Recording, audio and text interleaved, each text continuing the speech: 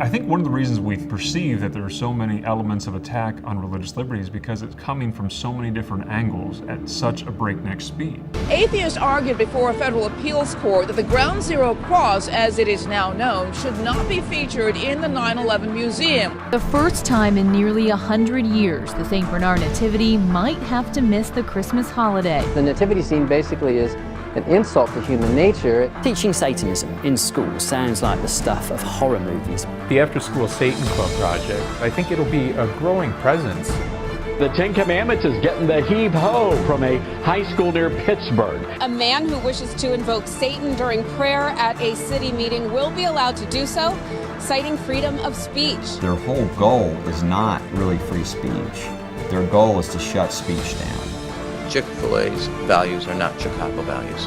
They want to silence everyone who disagrees. After a far-left blog highlighted some anti-gay marriage and pro-life comments they made, liberal activists demanded the network pull the plug on the show. They are anti-Christ. They hate Christianity. What the f***? Christianity is a plague on mankind.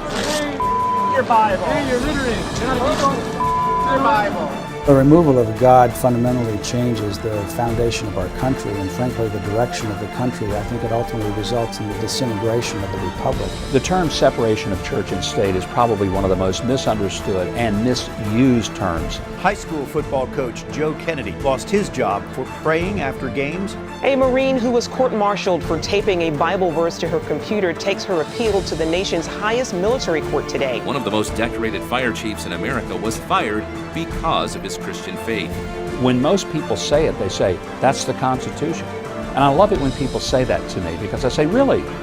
Well, here's a copy of the Constitution. Would you show me where that is? Because it's not there. If we don't push back against the out-of-control judiciary, we will lose the republic. A teacher humiliates a fifth grader for reading the Bible during the free reading time in class. He's not permitted to read those books in my classroom.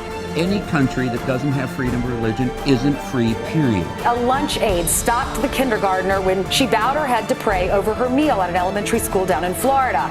She said, "You're not allowed to pray." And then what did you tell her? It's good to pray. The choice we have is either we are going to choose Christ or chaos. Which is it going to be?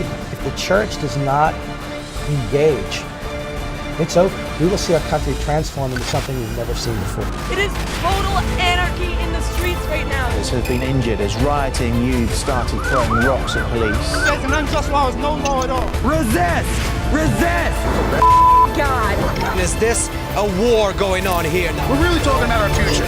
What type of country do we want to be?